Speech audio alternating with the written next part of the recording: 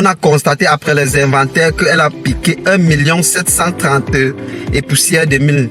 Donc présentement, elle est en Tunisie, prête à traverser l'eau pour aller en Italie. Si la fille m'écoute, qu'elle s'arrange rapidement à me retourner mon argent, à me restituer mon argent, ou bien son avaliseur va payer tout jusqu'au moindre centime. Je ne suis même pas prêt à laisser 1 centime quelque part. Je peux encore accepter même que non. Je suppose qu'elle pourra en vendant faire les erreurs et que je peux même comprendre ses erreurs.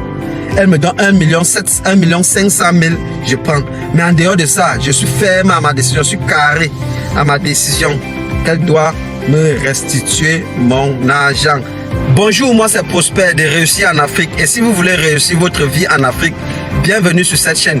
Il vous suffit juste de vous abonner et de cliquer sur la cloche de notification pour ne pas rater toutes nos prochaines vidéos comme celle-ci. Ici, je parle de l'entrepreneuriat, motivation et succès. Et si un de ces thématiques t'intéresse, fais ce qu'il faut. Abonne-toi, clique sur la cloche de notification pour ne pas rater toutes nos prochaines vidéos, les gars.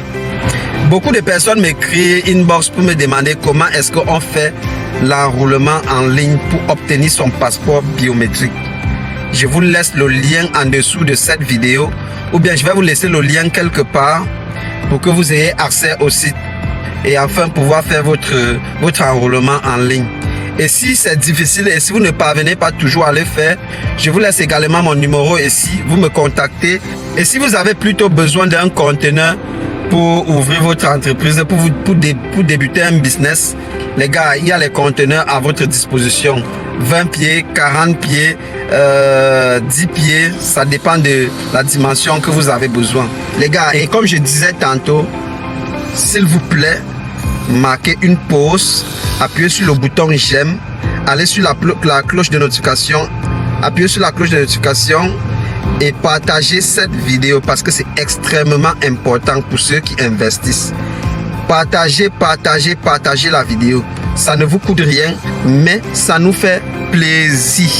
Nous parlons ici d'une fille que je vais taire le nom ici pour le moment.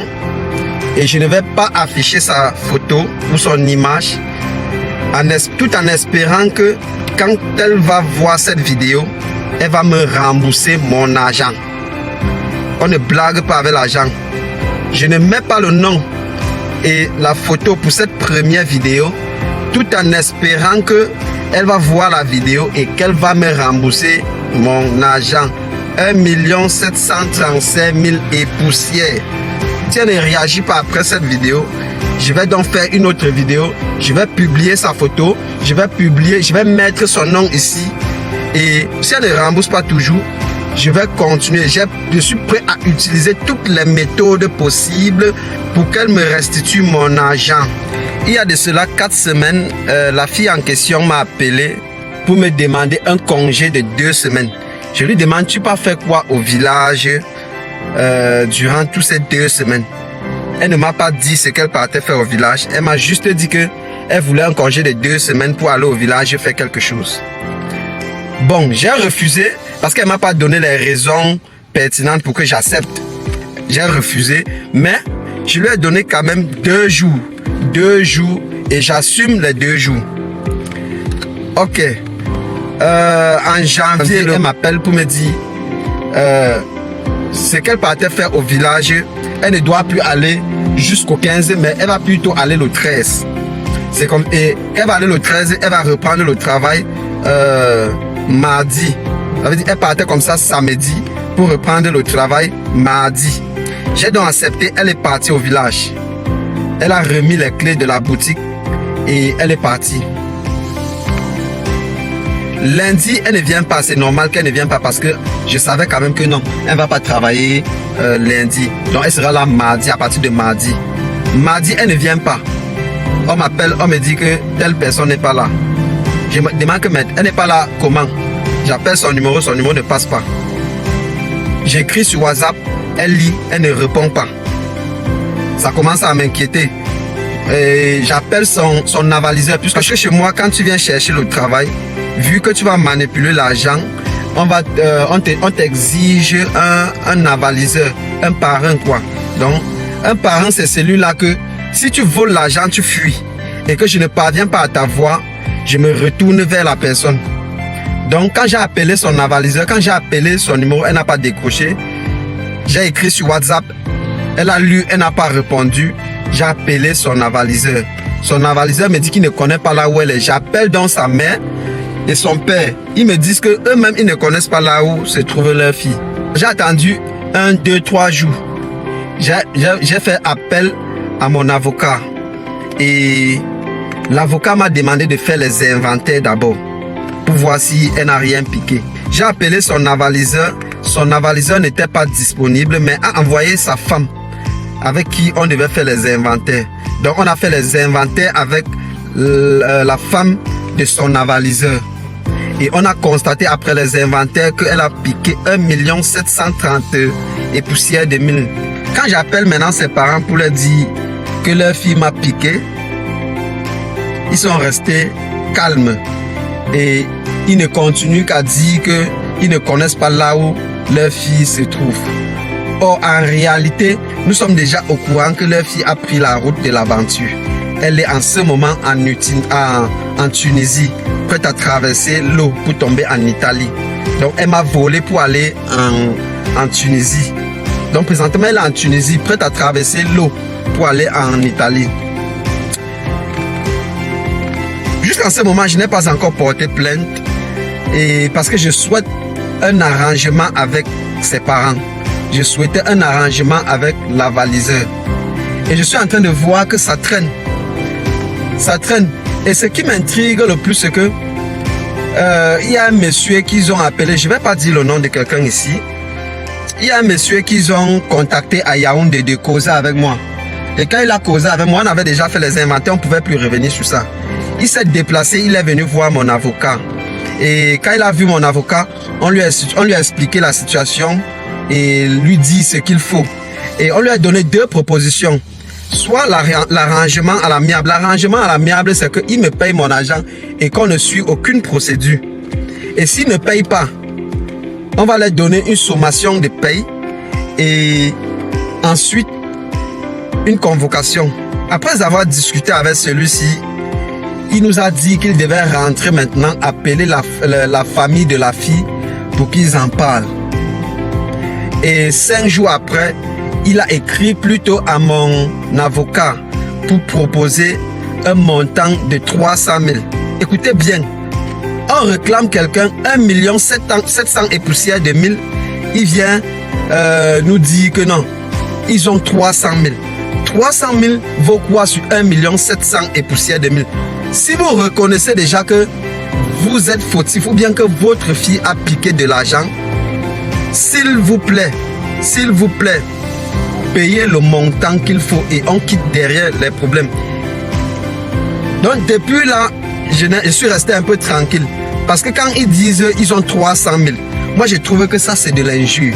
Parce que tu ne peux pas être en train de réclamer quelqu'un 1 700 et poussière de 1000, il te donne 300 000. Quand il a dit 300 000, j'ai même cru que peut-être il dit qu'il va payer 300 000 par mois jusqu'à ce qu'il va solder les 1 700 et poussière. Mais en réalité, c'est pas ça. En réalité, c'est pas ça. C'est-à-dire, il paye 300 000 et le reste, il s'en fout. Merde. Les gars, j'ai vu ça comme le film. Donc, tu réclames 1 700 et poussière à quelqu'un, il te dit que non, il a 300 000. Et il est lui sérieux. Bon, en effet, quand mon avocat m'a dit ça, je n'ai pas voulu trop discuter. Je lui ai demandé, puisque mon avocat n'est pas disponible pour le moment, il est à Kribi. Quand il va rentrer, on va faire une sommation de paye à l'avaliseur de la fille, donc aux parents de la fille. C'est après ça maintenant qu'on pourra lui donner une convocation. Donc c'est là où nous sommes en ce moment. Après avoir déposé la plainte, il n'y aura plus rien à négocier. Donc si la fille m'écoute, qu'elle s'arrange rapidement à me retourner mon argent, à me restituer mon argent, ou bien son avaliseur va payer tout jusqu'au moindre centime. Je ne suis même pas prêt à laisser 1 centime quelque part. Je peux encore accepter même que non.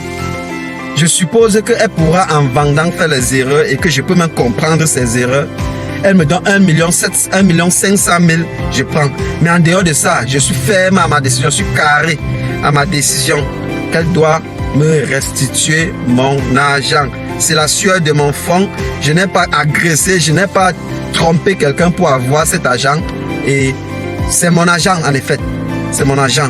Et je suis très serein qu'elle me restitue mon argent. Le fait de vouloir absolument aller en Europe, absolument à tout prix aller en Europe, est en train de tuer notre économie, est en train de tuer nos entreprises ici, est en train de tuer les jeunes Camerounais, les jeunes Africains, les gars. Ça ne sert à rien de piquer de l'argent pour prendre la route. Ça ne sert absolument à rien. C'est un conseil qu'il donne aux jeunes.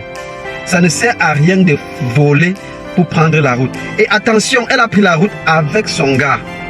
Elle a pris la route avec son gars. Donc, ils sont en route à deux. Ce qui m'a dérangé le plus, c'est qu'elle me bloque. Quand je l'écris, elle ne répond pas. C'est qu'elle a compris que l'affaire est en train de chauffer, qu'elle a pris le numéro de quelqu'un en Tunisie pour m'écrire. Tout ce que je veux, c'est mon argent. En dehors de ça, rien d'autre. Tout ce que je veux, c'est mon argent. Donc dans la prochaine vidéo, si vous ne réagissez pas, je vais maintenant mettre son nom ici et mettre sa photo. Donc, j'attends mon argent. Vous qui voulez entreprendre là, sachez qu'il y a énormément de surprises qui vous attendent. Et si vous n'êtes pas prêt à affronter cette difficulté, sachez que l'entrepreneuriat n'est pas fait pour vous. Avant de vous décider de vous lancer dans l'entrepreneuriat, soyez-en sûr que vous allez rencontrer les difficultés. Ça, ce n'est qu'une petite, une pépite. Ça, c'est juste une petite difficulté. Ça, c'est rien. Hein? Ça, c'est rien. Donc, il y a énormément de difficultés que rencontrent les entrepreneurs. Les entrepreneurs à succès peuvent vous dire, ceux qui ont réussi en entrepreneuriat peuvent vous dire, il n'y a personne qui a entrepris et qui n'a pas échoué. Personne. Personne ne viendra ici me dire le contraire. Et si c'est le cas, écrivez-moi inbox, écrivez dans les commentaires. Je vais lire vos commentaires. Bon, en attendant, vous faites comme d'habitude. Si vous êtes nouveau, abonnez-vous sur la chaîne, cliquez sur la cloche de notification pour ne pas rater toutes les prochaines vidéos. Et cliquez sur le bouton j'aime, comme ça, faites ceci. Faites comme ça, ça ne vous coûte rien, mais ça nous fait plaisir. Partagez cette vidéo, que ça atteigne le plus grand nombre de personnes possible. On se revoit dans une prochaine vidéo. Ciao!